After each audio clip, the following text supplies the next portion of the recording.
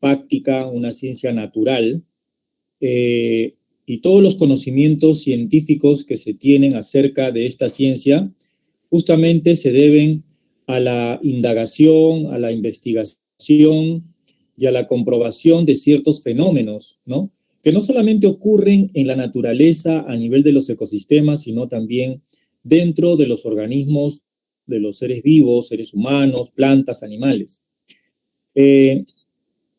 Hace muchos años atrás, un hombre de ciencia conocido como Francisco Redi trató de comprobar de que los seres vivos no provienen de la materia inerte, sino que un organismo vivo viene de otro. No sé si te acuerdas de Francisco Redi, con el famoso experimento de las moscas en la carne. Él trató de refutar la teoría que propuso Aristóteles de la generación espontánea, ¿no?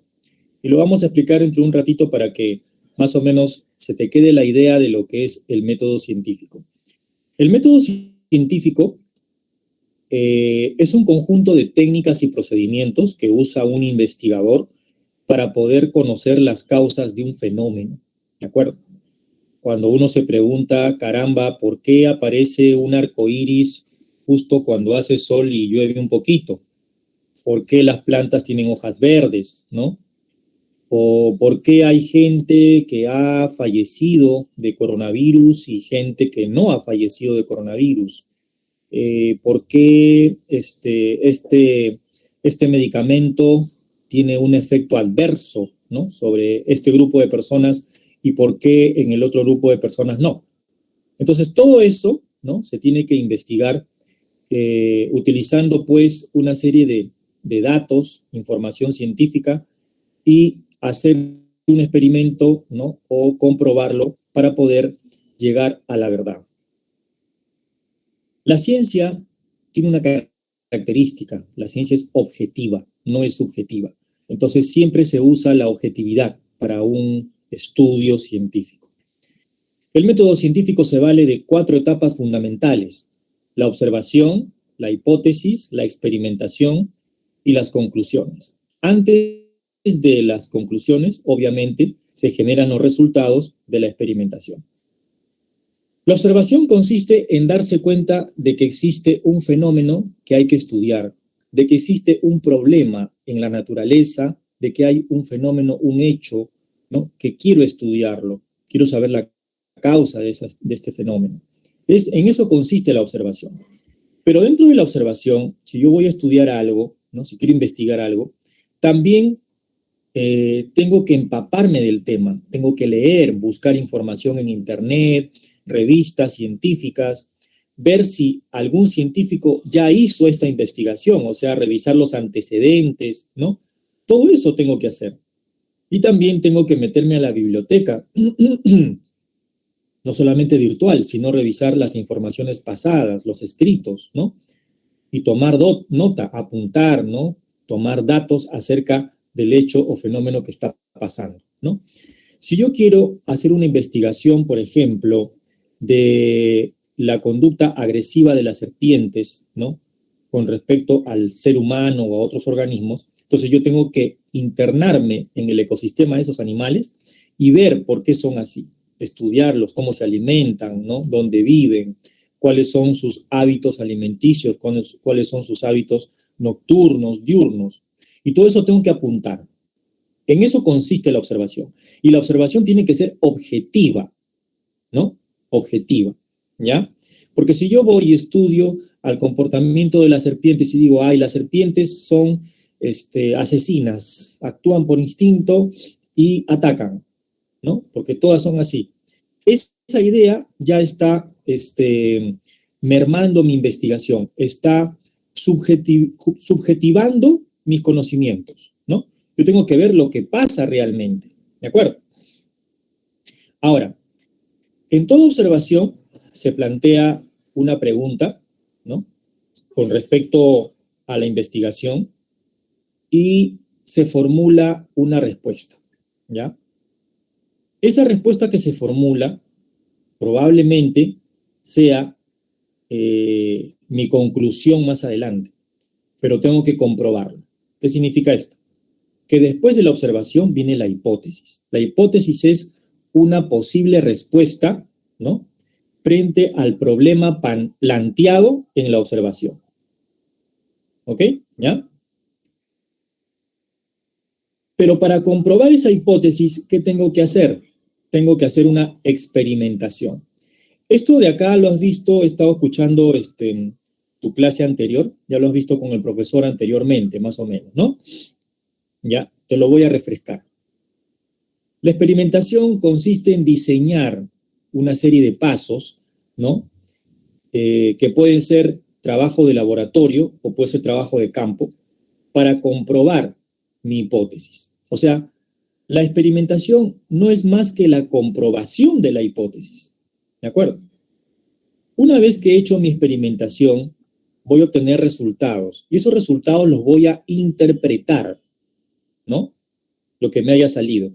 Y voy a llegar a unas conclusiones, ¿no? Y en las conclusiones yo voy a saber si realmente mi hipótesis que yo planteaba era la correcta, ¿ya? Si mis conclusiones, ¿no?, aseveran lo que yo dije antes, lo que dije en mi hipótesis, entonces yo puedo formular una teoría, ¿de acuerdo? Y una teoría, ¿no?, es una investigación comprobada, la cual se repite varias veces. Pero acá hay algo importante que tienes que saber y que todo científico sabe también. Las teorías se pueden tumbar, se pueden caer. Cuando vienen otras investigaciones, ¿no?, se investiga a fondo y se comprueban otras cosas, ¿correcto? Entonces, nadie en ciencia tiene la última palabra. Siempre hay una investigación, una persona que dice otra cosa, ¿no? Pero que se tiene que comprobar, obviamente. ¿De acuerdo?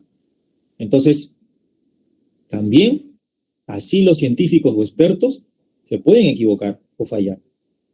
Ahora, una diferencia entre teoría y ley es la siguiente. Las teorías buscan siempre explicar la causa de un fenómeno, pero las leyes lo que hacen es describir el fenómeno tal como es, ¿ya? Voy a ponerte un ejemplo del uso del método científico acá, rápidamente, ¿ya? Bien, mira, acá tengo, ¿no?, vamos a suponer un trabajo de ciencias en el colegio, ¿ya? Tengo un problema. La planta que está acá se está muriendo, ¿no?, a pesar que está siendo regada con agua. Esta planta que está acá, que tenemos acá, se llama higuera, ¿ya? Y en mi observación, yo noto que las hojas tienen un color cafés, ¿no? Las hojas son de color cafés, por ejemplo, se caen, ¿no? La tierra de la maceta está mojadita, está esponjosa y parece que la planta se está regando demasiado. Esto es lo que estoy viendo yo en esta planta. Entonces voy a plantear mi hipótesis. Mi hipótesis va a ser la siguiente. Las higueras deben regarse una vez a la semana nada más, ¿ok? Para que obviamente crezcan. Entonces, ¿qué hago? Paso a la siguiente etapa. Hago un experimento. Me consigo 4 macetas, como vemos acá, ¿no? Y en cada una coloco la misma planta, ¿no?, el mismo abono, la misma tierra, las mismas condiciones ambientales, ¿no?, la misma cantidad de luz, ¿de acuerdo? ¿Ya? Y después la riego. Pero aquí el darle agua a esta planta va a variar, ¿de acuerdo? O sea, en la maceta a la planta de higuera no la voy a regar. En la maceta B la voy a regar a diario. En la maceta C la riego solamente 3 veces por semana. Por ejemplo, lunes, miércoles y viernes. Y en la maceta D la riego una vez a la semana. Por ejemplo, todos los domingos. ¿Ya? Veremos qué pasa en un mes, como dice acá. Eso es lo que hago. ¿Te estás dando cuenta que aquí estoy usando las mismas macetas, las mismas plantas, la misma tierra, la misma cantidad de luz, ¿no? O la misma disponibilidad de luz. ¿De acuerdo? ¿Ya? El único factor que estoy modificando es el agua, ¿me entiendes o no? Quiere decir que aquí hay factores variables, ¿ya? ¿Ok? Ahora, luego de un mes, la maceta A, observo que la planta está totalmente marchita. En la maceta B, también. Veo la maceta C, por ejemplo, y veo la planta que ha crecido un poquito, ¿no? Está un poquito mejor. Y veo la maceta D y veo que la planta está bien grande, con hojitas verdecitas, frondosa, ¿no? ¿Ya? Porque la regué una vez a la semana. Entonces, muchachos, ¿a qué conclusión llego aquí? Que las higueras crecen mejor cuando se las riega una vez a la semana. Entonces, ¿qué cosa he aplicado acá? Acá he aplicado el método científico. El método científico. ¿Ok? ¿Ya? Y para que tengas otra idea, aquí está el experimento de Reddy. Reddy decía lo siguiente. Observación. Veo que en las carnes, ¿no? Hay gusanos y moscas. Hipótesis. Para mí que las moscas colocan sus huevos en las carnes y de ahí salen estos gusanos, que son sus hijos, ¿no? Esa es mi hipótesis. O sea, mi hipótesis es, los gusanos vienen de las moscas. Experimentación. Cojo un conjunto de frascos, ¿no?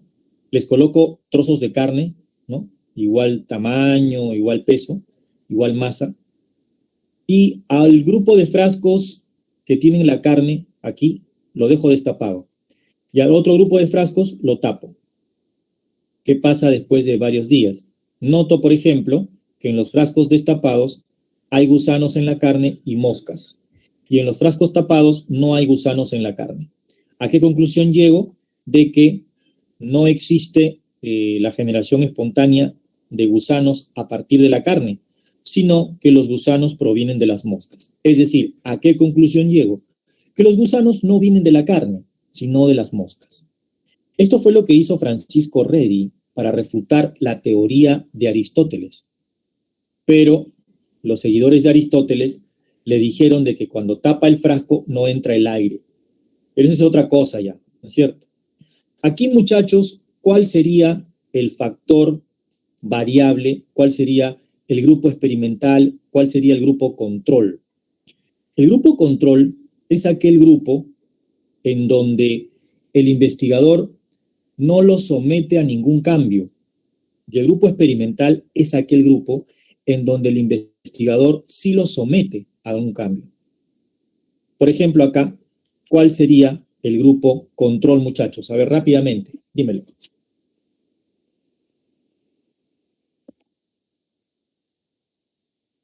¿Mm? ¿Cuál sería el grupo control acá? ¿Frasco abierto? No, frasco cerrado, frasco cerrado. El grupo control, en este caso, sería el frasco abierto, ¿no es cierto? ¿Ya?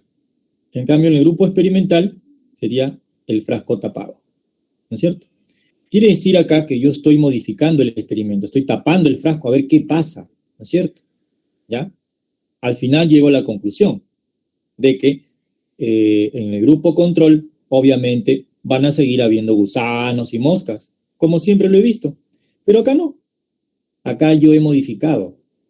El factor variable, ¿cuál va a ser acá, muchachos? La tapa del frasco. ¿Me dejo entender? ¿Ya? Profe, y aquí en el experimento anterior, ¿cuál sería el factor variable? Acá sería el agua, la cantidad de agua, ¿no es cierto? ¿Ya?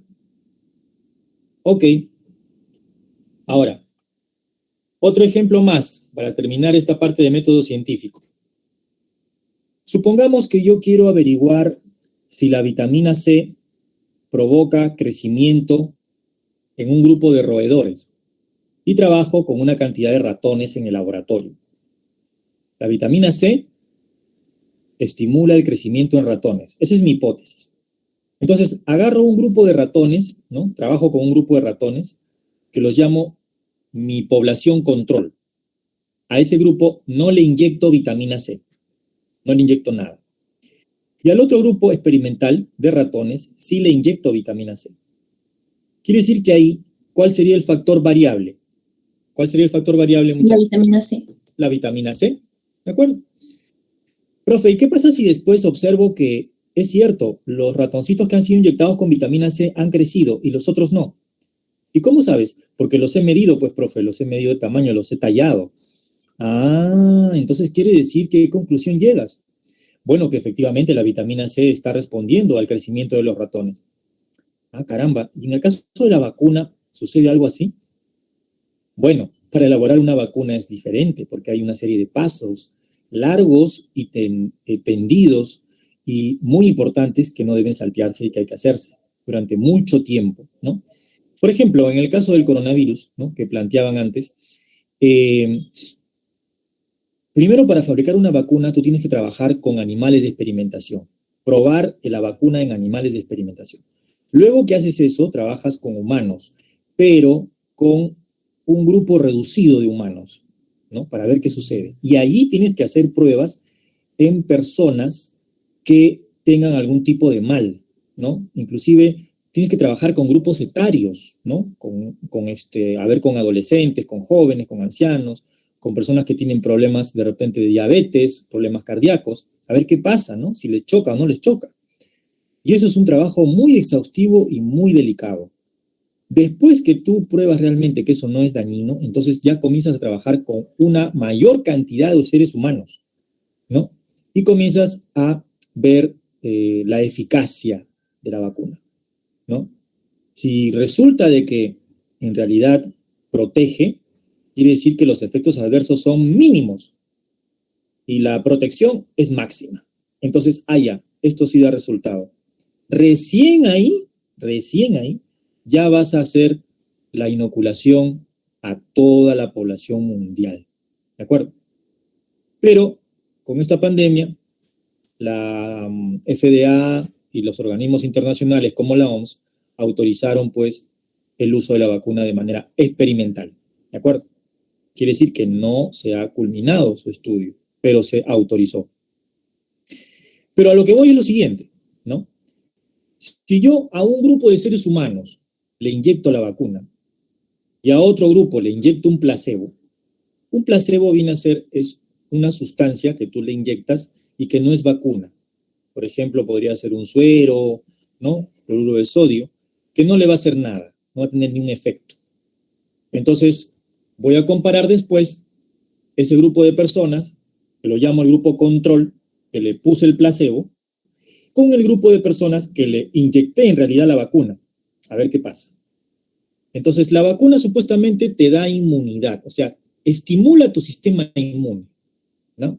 No es que te brinde inmunidad, sino que tu inmunidad tú ya la tienes, porque nosotros tenemos un sistema natural, un sistema inmunológico formado por células, glóbulos blancos y moléculas, ¿ya?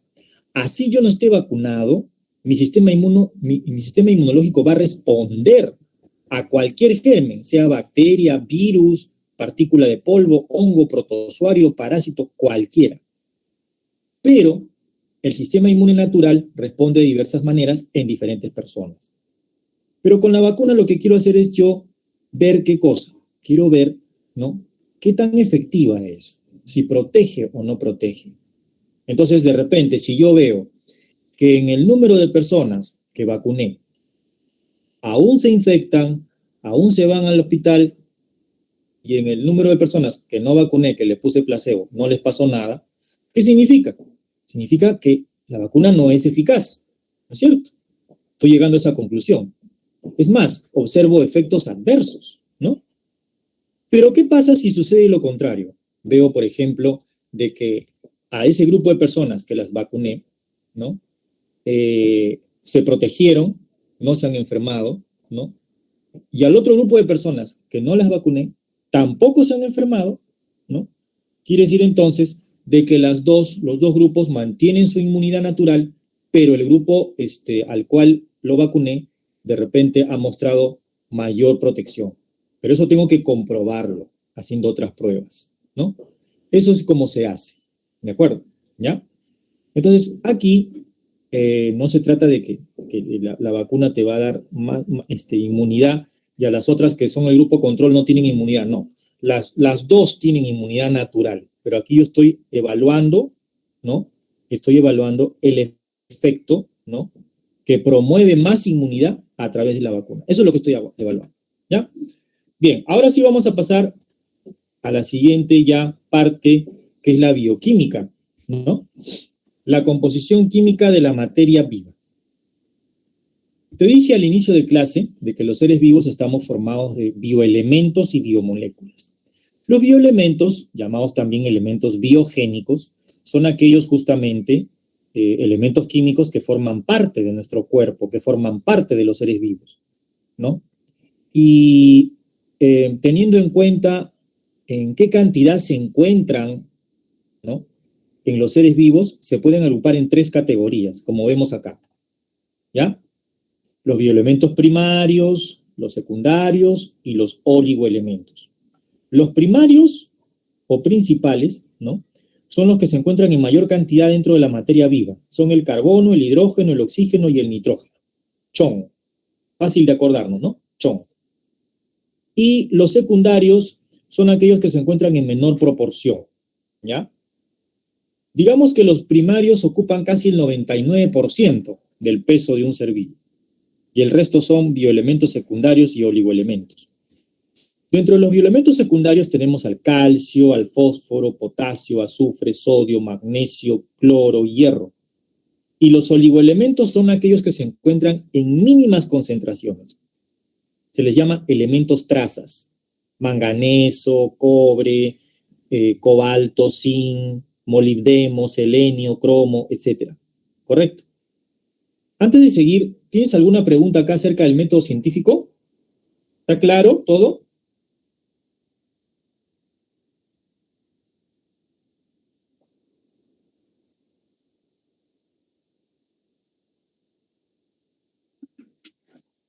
¿Se me oye? ¿Se ve la presentación? ¿Todo está bien? Sí, profe, todo bien. Ok, bien. Ahora tú dirás, profe, yo sé que el calcio es importante para los huesos y dientes. Perfecto.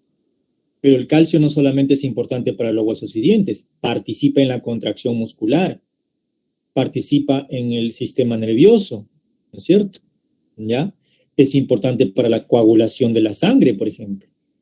Ahora, el fósforo es indispensable para la formación de ATP, energía. El carbono, el hidrógeno, el oxígeno y el nitrógeno, ¿sabes cómo se les conoce? Se les conoce como elementos organógenos, porque cuando se combinan estos 4, forman las famosas biomoléculas orgánicas que vamos a ver ahorita. Glúcidos, lípidos, proteínas, ácidos nucleicos, por ejemplo, ¿ya? Ahora, acá tenemos 2 que son interesantes. Forman sales minerales, mira, no solamente el calcio, sino el potasio y su amigo el sodio. ¿Has escuchado de la bomba de sodio y potasio? ¿Has escuchado eso?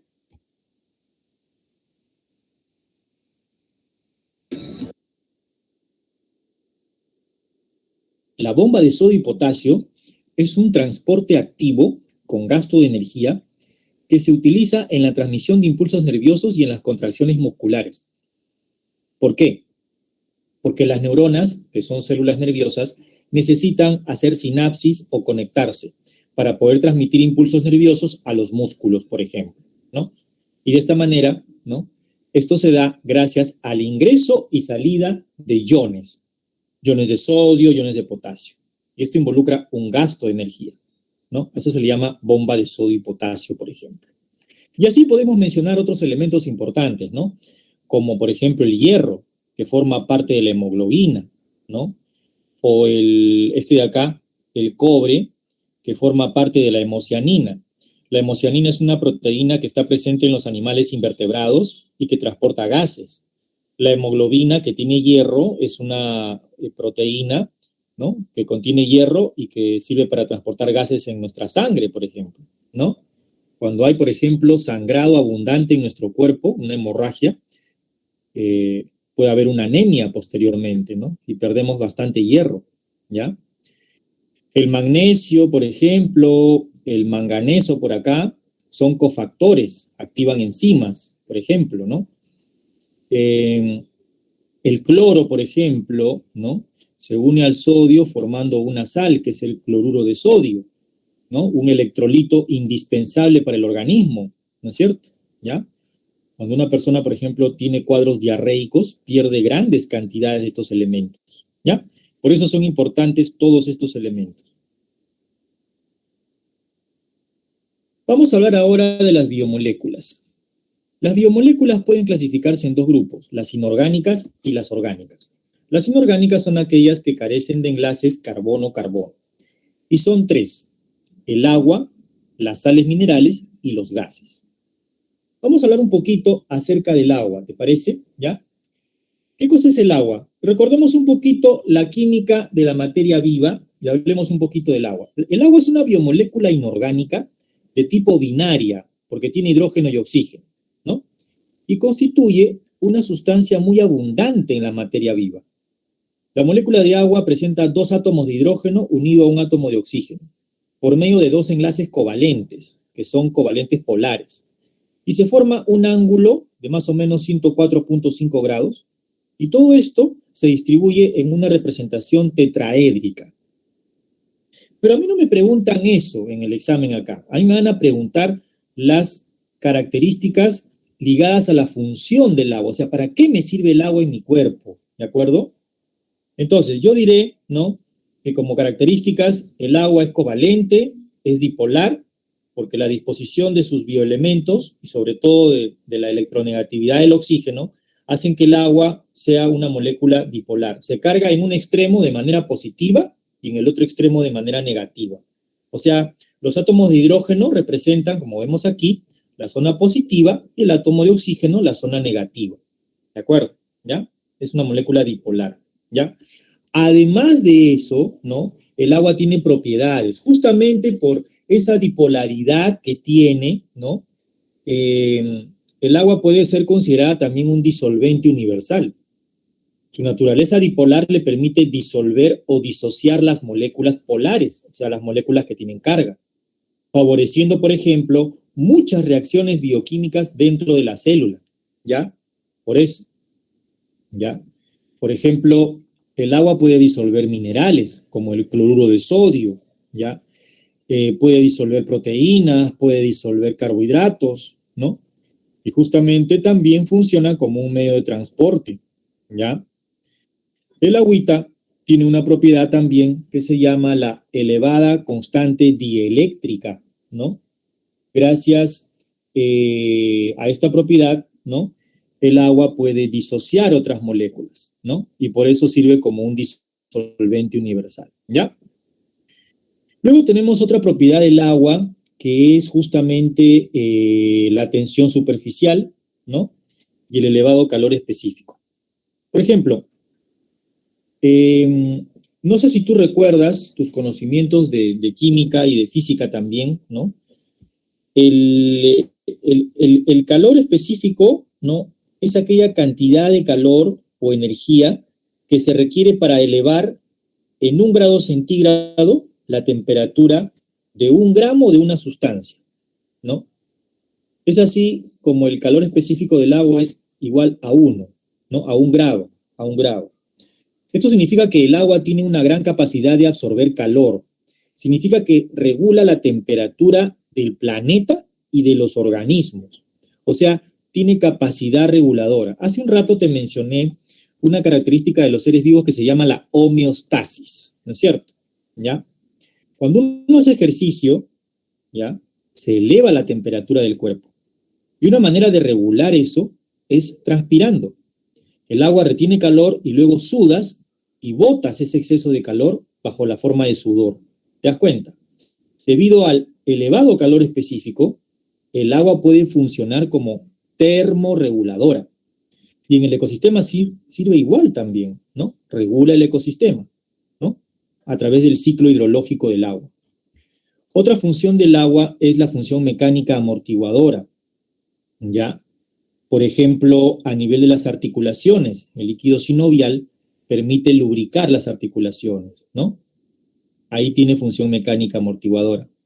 También la otra propiedad que te mencioné, que es la tensión superficial.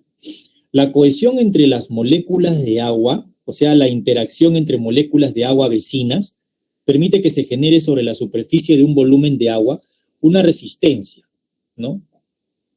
Y es así como el agua tiene una tensión superficial muy alta, permitiendo que algunos organismos inclusive puedan desplazarse sobre ella. Por ejemplo, insectos que se desplazan caminando sobre el agua, ¿no? También esta propiedad de la tensión superficial hace posible el fenómeno de capilaridad, que viene a ser la ascensión o el transporte del agua a través de los tubos capilares que hay dentro de la planta, o sea, del tejido xilema, por ejemplo, ¿no? Eso se llama ascensión de la savia bruta. Entonces, esta propiedad de la tensión superficial también se usa para que las plantas puedan absorber agua y llevar toda el agüita necesaria a las partes altas de su cuerpo, ¿no? A las ramas, a las hojas, por ejemplo, ¿ya? Y la otra, pues, es la caminata de los insectos, ¿no? A través del agua, debido a la alta tensión superficial, ¿ya? Bueno, entonces, dentro de la importancia, pues, también podríamos decir que gracias al agua se llevan a cabo una serie de reacciones bioquímicas, ¿ya? Por ser un disolvente universal, en este caso. ¿Tienes alguna pregunta hasta acá? ¿Está claro todo?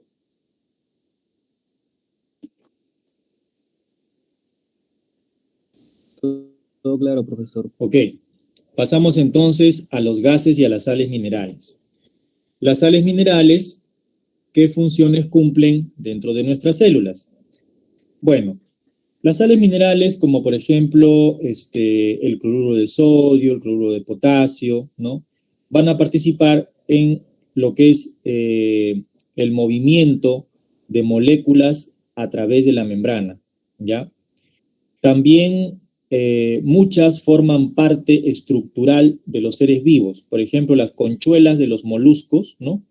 De los choritos, las conchitas de los caracoles, están hechas de carbonato de calcio.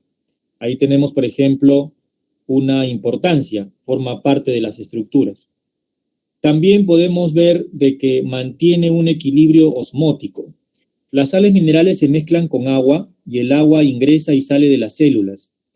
Al suceder esto, ¿no? Las sales minerales mantienen un equilibrio de agua dentro del cuerpo, ¿ya? Por eso es importante hidratarnos diariamente y tomar o beber mínimo 2.5 litros de agua diario, ¿no? Para que se den las reacciones y la alimentación necesaria a las células a través de minerales. También las sales minerales participan en la transmisión de impulsos nerviosos. Ya te mencioné, por ejemplo, el sodio, el potasio, el cloro, el calcio, ¿no? Y también participan en la contracción muscular, ¿no? Como son, por ejemplo, los iones de sodio, los iones de potasio, a través de la bomba de sodio y potasio, y también liberación de los iones de calcio, ¿no? A nivel de los músculos, por ejemplo. Bueno, los gases también son importantes desde el punto de vista biológico, ¿no? El oxígeno es el principal gas que nosotros utilizamos para respirar, porque gracias a él nuestro cuerpo fabrica ATP. Si tú no respiras adecuadamente oxígeno, no vas a fabricar suficiente cantidad de energía. Es por eso que, gracias a Dios, ahorita ya la gente está respirando el aire de afuera, sin mascarilla, porque la mascarilla te limita el aporte de oxígeno adecuado al organismo. Tú tienes en tu cuerpo miles de mitocondrias que te ayudan a producir energía, hasta en el corazón, en diferentes órganos. Y tus órganos, al ver que están desabastecidos de oxígeno, comienzan a liberar toxinas y las toxinas se acumulan y eso merma el sistema inmunitario. Por eso nos extraña de que en plena pandemia muchos han estado usando, o el Ministerio de Salud dio la orden de usar mascarillas, ¿no? Cuando en realidad, ¿no? Lo que se quería en otros países era la propagación del contagio mediante la inmunidad de rebaño. Pero se dio la orden para poder protegernos a través de las mascarillas, ¿no? Para evitar el contagio directo, ¿no? Pero una de las formas que también era muy efectiva era el distanciamiento, ¿no? Más que la mascarilla, el distanciamiento. ¿Por qué? porque cuando respiramos liberamos también CO2 y el CO2 nosotros normalmente lo liberamos, no lo regresamos. Con la mascarilla el CO2 regresa, ¿no? Y entra al organismo, ¿ya? Ahora, las mascarillas se usan en los hospitales, en las clínicas y todo lo demás. Y es normal porque se usan durante un periodo determinado. Usar prolongadamente la mascarilla a las 24 horas sin ni siquiera cambiárselas, ¿no? Genera gérmenes dentro de la boca, dentro de las fosas nasales, virus, ¿no? Secreciones, sudor, hongos, y eso daña a los seres humanos. Y pues las criaturas peor, ¿no? Que ahora también están estudiando dentro de los colegios con mascarillas, ¿no? En otros países ya esto no se da, ¿no? Entonces, ya ahora que estamos afuera, ¿no? Con el permiso del gobierno, que ya la gente está respirando, imagínate que pedirle permiso al gobierno para respirar, ¿no? Estamos afuera respirando, ¿no? Sin mascarillas, en aire libre, entonces ya el oxígeno ingresa mejor, ¿no? Inclusive hay personas que hacen footing, ¿no? Corren en los parques alrededor con su mascarilla puesta, ¿no? Eso va en contra de la salud, ¿no? Que yo sepa, la Organización Mundial de la Salud define a la salud como el completo estado de bienestar físico, mental y social, ¿no es cierto? Entonces, hay una contradicción. Bien, pero profesor, ¿cuál sería la importancia del oxígeno? La siguiente, cuando el oxígeno entra hasta las mitocondrias, ¿ya? El oxígeno, las mitocondrias también tienen oxígeno, ¿no? El oxígeno se comporta como el aceptor final de hidrógenos, ¿ya? Acepta protones, hidrógenos y electrones de un proceso químico que se da dentro de la mitocondria, ¿ya? Que se llama fosforilación oxidativa, y con este proceso, ¿no? El oxígeno acepta hidrógenos y forma agua dentro del cuerpo. ¿Te das cuenta? Por eso es importante el oxígeno. Es más, hay una pregunta ahí de tu separata que está relacionada con esto, ¿ya? Entonces el oxígeno es importante para que las mitocondrias nos ayuden a producir ATP o energía, ¿ya? Y el anhídrido carbónico es importante sobre todo para la fotosíntesis como fuente de carbono, porque las plantas son las que van a captar el carbono del CO2, ¿ya? Y también cuando se acumula mucho en la atmósfera, ocasiona el efecto invernadero, ¿no? El efecto invernadero es el proceso por el cual hay mucho CO2 en el aire, se retiene más calor y esto conlleva más adelante a un calentamiento global, que es el que estamos pasando a diario. Bien, bueno, esto es solamente para poner el ciclo, ¿no? Del carbono. Acá vemos cómo con la respiración sale el CO2, acá también sale el CO2, y este CO2 lo toma la plantita para hacer su fotosíntesis, ¿no es cierto? Las bacterias también, los microorganismos, ¿no? Descomponen los restos orgánicos y liberan el CO2 con su respiración. ¿Te das cuenta? Entonces, todos los organismos nos necesitamos, ¿no? Bien, y dentro de los principios inmediatos orgánicos vamos a mencionar a los glúcidos. Empezamos con los glúcidos. Son biomoléculas orgánicas ternarias, porque presentan carbono, hidrógeno y oxígeno, ¿ya? Son llamados también carbohidratos, azúcares, hidratos de carbono. Y se clasifican en 3 grupos: monosacáridos, disacáridos y polisacáridos. Dentro de los monosacáridos más conocidos, el más abundante es este que está acá, la glucosa, ¿ya? Los monosacáridos se caracterizan porque son cristalizables, son solubles en agua y tienen sabor dulce, ¿ya? También tenemos otros, por ejemplo, la galactosa, que forma parte de la leche, la fructosa, que está en los frutos, ¿no?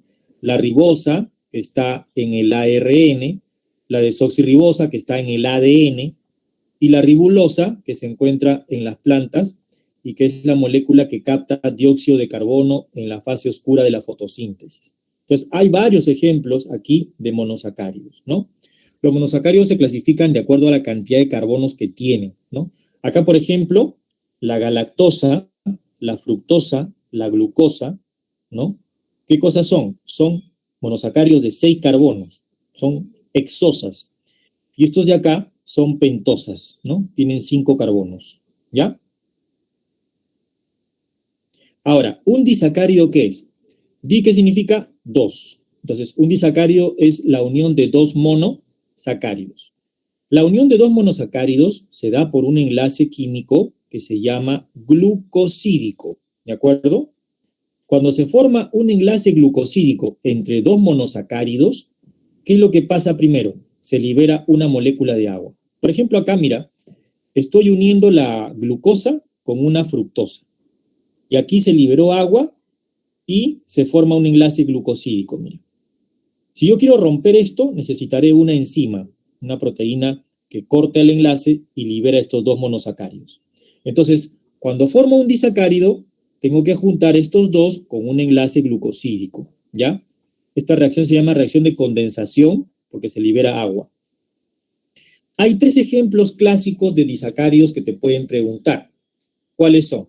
Tenemos a la sacarosa, que resulta de la unión de una glucosa más una fructosa, ¿no? Es el azúcar de caña. La lactosa, que es el azúcar de la leche, formada por una glucosa y una galactosa.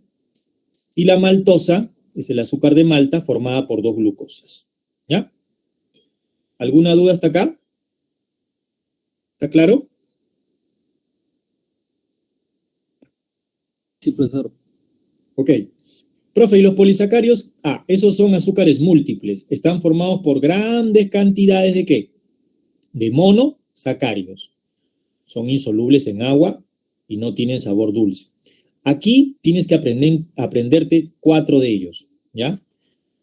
El almidón y el glucógeno son considerados polisacáridos de reserva energética, ¿ya? El almidón lo encuentras en las plantas de reserva energética y el glucógeno lo encuentras en el hígado de los animales y en el músculo de los animales, ¿ya? Y hay otros polisacáridos, ¿no? Como la celulosa, la quitina y la mureína, que se encuentran formando parte de las paredes celulares de algunos seres vivos. Por ejemplo, la celulosa se encuentra en la pared celular de plantas.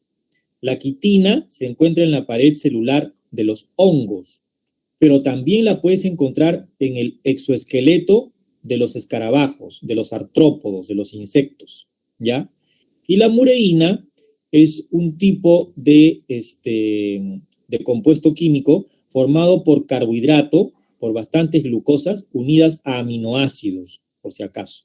Esto está en las bacterias, en la pared celular de bacterias, ¿ya? Bien.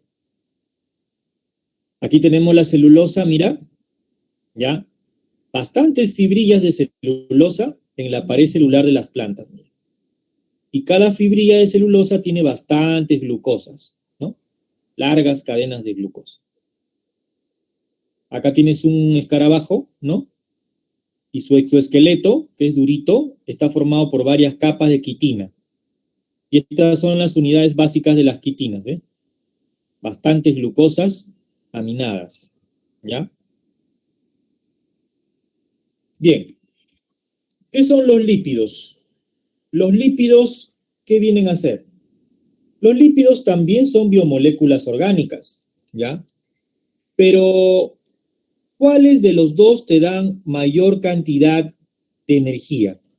Mayor cantidad de energía te van a dar los lípidos. ¿Por qué? Porque los glúcidos que has visto antes te brindan energía de manera rápida. Te brindan más o menos unas 4,1 kilocalorías por gramo. Pero los lípidos te brindan más del doble, 9,1 kilocalorías por gramo.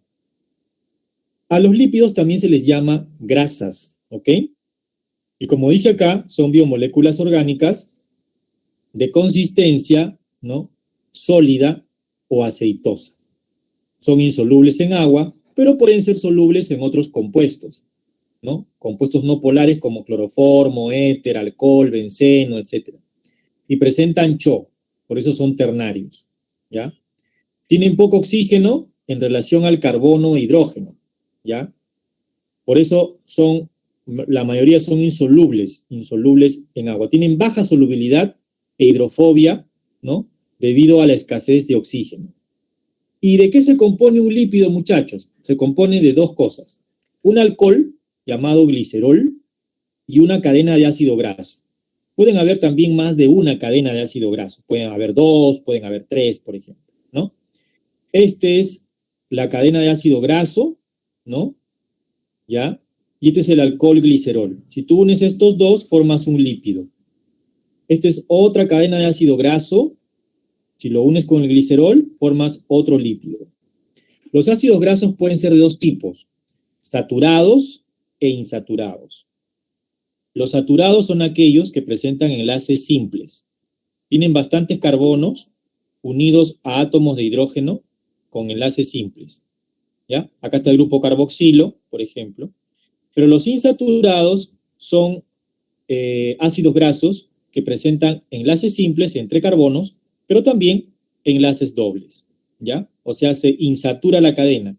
Al haber enlaces dobles, hay menos cantidad de hidrógenos. ¿Ya?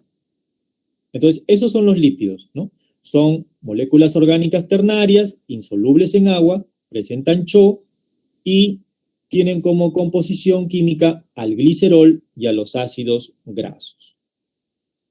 Acá tenemos el enlace que permite la formación de lípidos. Aquí está el glicerol y aquí hay 3 cadenas de ácido graso. Mira, 1, 2, 3, están resumidas. Si reaccionan estas 3 cadenas de ácido graso con este glicerol, vas a formar un lípido que se llama triglicérido, ¿ya?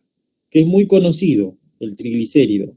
Este lípido se almacena en el tejido adiposo de nuestro cuerpo, de nuestro organismo, y tiene función termoaislante, retiene calor, ¿ya? Y también te brinda energía, ¿ya? Con esta reacción química se liberan 3 moléculas de agua, ¿ya? El enlace que une los lípidos, ¿cómo se llama? Se llama enlace éster, ¿ya? Enlace éster. Aquí vemos la clasificación de los lípidos, ¿no? Hay un grupo que se llama los lípidos simples, que están constituidos por alcohol y ácido graso. Aquí dentro de este grupo tenemos a los glicéridos, llamados grasas neutras, ¿no? Y a las ceras, ¿de acuerdo? Este es un ejemplo de una cera de abejas, del panal, y este es un ejemplo de una capa de cera que se deposita en la epidermis de las hojitas, de las plantas, para evitar la pérdida de agua, ¿ya? Entonces los lípidos simples presentan carbono, hidrógeno y oxígeno y están formados de alcohol y ácido graso. Por ejemplo, los glicéridos y las ceras, ¿no? O los céridos, ¿ya? Los glicéridos, ¿no? Los glicéridos pueden encontrarse en forma líquida o en forma sólida. Si se encuentran en forma líquida, se llaman aceites, y si se encuentran en forma sólida, se les llama sebo. Los que se encuentran en forma sólida, ¿no? Como los triglicéridos, le llama el sebo animal, ¿de acuerdo? Generalmente en los animales. Estos son los lípidos complejos, aquellos que presentan carbono, hidrógeno y oxígeno, pero también pueden tener otros elementos adicionales, como el nitrógeno o el fósforo. Y uno de ellos es este de acá, el más conocido, el que abunda en todas las membranas celulares. Se llama el fosfolípido, ¿de acuerdo? El fosfolípido está representado como una cabecita y 2 colitas. Esto lo vas a ver en célula, en el tema de célula, ¿ya? Un fosfolípido tiene esto, mira, la cabecita se une al agua, porque tiene una zona positiva y una zona negativa. La zona positiva del fosfolípido, ¿ya? Va a estar formado por esta molécula que está acá, ¿ya? La zona negativa, que también está en la cabeza, va a estar formado por este fosfato, que está de morado. Estas dos moléculas forman la cabeza del fosfolípido, que es esta. Esta es la zona negativa y esta es la zona positiva, ¿ya? Esta zona se puede unir al agua. Esta es la zona hidrofílica del fosfolípido. Y las 2 colitas que están acá constituyen la zona hidrofóbica, llamada también apolar, que no se une al agua. Y representa esto, el glicerol y estos 2 de verde, que son los ácidos grasos. O sea, todo esto de acá, las cadenas de ácido graso de verde con este glicerol, formarán las colitas del fosfolípido que constituyen la zona hidrofóbica, ¿ya? Otro ejemplo son los glucolípidos, lípidos complejos que están combinados con glúcidos, por ejemplo, y que se pueden encontrar en las células de las neuronas, ¿no? En los axones de las neuronas. Entonces, los fosfolípidos son ejemplos de lípidos complejos. Y otro tipo de lípidos son los derivados. Se les llama también no saponificables, ¿ya? La saponificación es una reacción química en donde los ácidos grasos reaccionan con álcalis o con bases y forman unas sales que se llaman jabones, ¿no? Estos lípidos no hacen esa reacción, por eso se les llama no saponificables. Y cuando se descomponen, no liberan ácidos grasos ni alcoholes, porque no tienen en su composición química ácido graso y alcohol. Estos lípidos derivan de una molécula que se llama así, es un esteroide, se llama el ciclopentano perhidrofenantreno. Dentro de esta molécula, o a partir de esta molécula, se forma un esteroide conocido como el colesterol. El colesterol es un tipo de esteroide, es un lípido derivado, que es muy importante conocerlo porque este colesterol forma parte de las membranas celulares. Pero también existen dos tipos de colesterol, el colesterol LDL y el HDL, el llamado malo y bueno, ¿no? El malo, ¿no? Entre comillas, el LDL, es el que se acumula en los vasos sanguíneos arteriales y causa ateromas, o sea, obstrucción a los vasos sanguíneos. Eso hace de que la sangre no circule adecuadamente por las arterias y puedan ocurrir problemas de infarto, de miocardio o derrames cerebrales, ¿no? Por eso es importante el consumo no exagerado de grasas, ¿ya? Y otros ejemplos de lípidos derivados son los isoprenoides, ¿ya? Que los podemos encontrar, por ejemplo, en las cáscaras de limón, las hojas de eucalipto, que emiten unos olores agradables, ¿no? Unas esencias agradables. Bien, entonces este es el resumen de los lípidos, ¿no? Tipos de lípidos, lípidos simples, llamados grasas neutras, ¿no? Formados por ácido graso y alcohol, por ejemplo, los triglicéridos, las ceras, ¿no? No solamente se encuentran en las hojas, sino en las cáscaras de los frutos. Los triglicéridos se encuentran en el sebo animal, en la mantequilla, ¿no? Si son aceites vegetales, se encuentran en las plantitas, ¿no? Estos son los complejos, los fosfolípidos, ¿te acuerdas? Y estos son los esteroides. Acá está. Esta es la fórmula del ciclopentano perhidrofenantreno.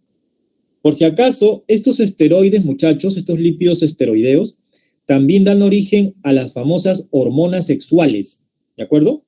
Progesterona, testosterona, estrógenos, todos ellos son hormonas sexuales.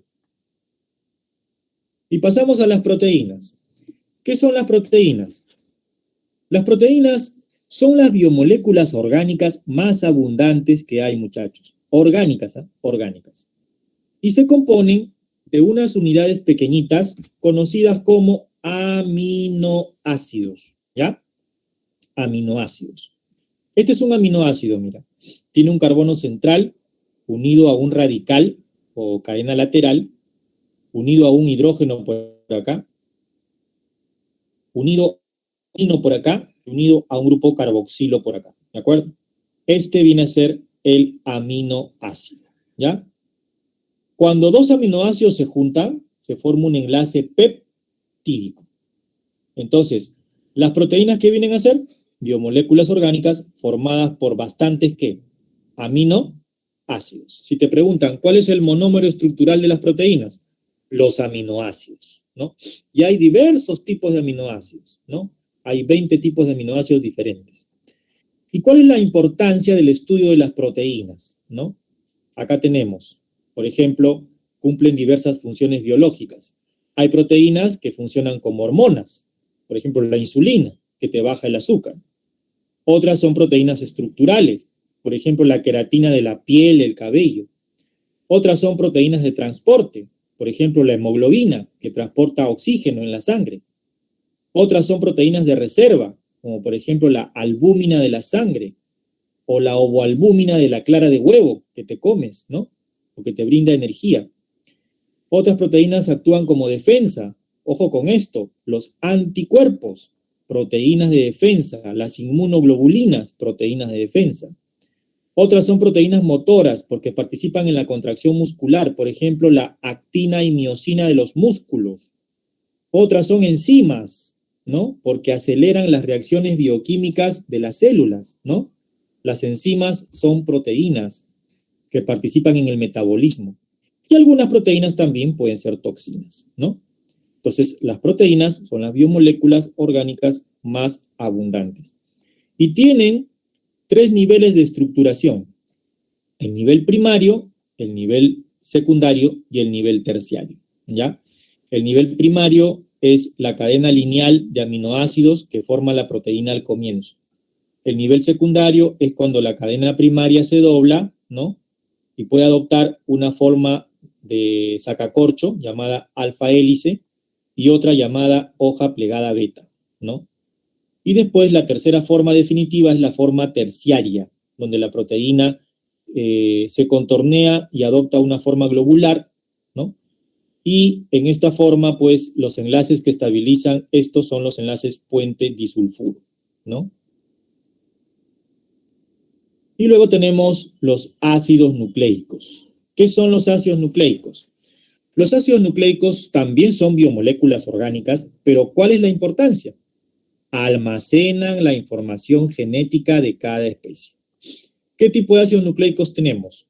El ADN y el ARN. El ADN y el ARN, como son ácidos nucleicos, se componen de unas unidades básicas conocidas como nucleótidos. Cada nucleótido es la unidad básica del ácido nucleico. O sea, un ácido nucleico está formado por miles de nucleótidos. ¿Y un nucleótido de qué se compone, muchachos? ¿Se compone de qué? De un azúcar pentosa, acá está, unida a un fosfato, acá está, y unida por acá a una molécula llamada base nitrogenada, que es rica en nitrógeno, ¿ya? Este es un nucleótido. Si escuchas el término nucleócido, es diferente. Nucleócido es la base nitrogenada unida a la pentosa, ¿ya? ¿Y qué tipos de bases nitrogenadas tenemos? Esta base nitrogenada puede ser de 2 tipos, las bases purinas y las bases pirimidinas. Las bases purinas son 2, adenina y guanina, y las pirimidinas son 3, citosina, timina y uracil, ¿ya? En la pentosa tenemos 2 tipos, la ribosa, donde en el carbono 2 hay un radical OH, y la desoxirribosa, donde en su carbono 2 falta un oxígeno. Debido a eso se le llama desoxirribosa. Y aquí tenemos la conformación del ADN, ¿no? Tenemos aquí cómo es que se unen las cadenas de ADN. La molécula de ADN, según Watson y Crick, presenta 2 cadenas. Profesor, disculpe, cambio de hora. Ok, bien, entonces vamos a dejarlo aquí y vamos a continuar la siguiente semana. Faltaría hablar un poquito acerca de esto y dictar las claves del cuestionario, ¿ok? Bien, entonces eso es todo. Continuamos la siguiente semana. Gracias por tu atención. Ok, esperemos que empezar a la hora la próxima semana. Hasta luego, profe. Hasta luego.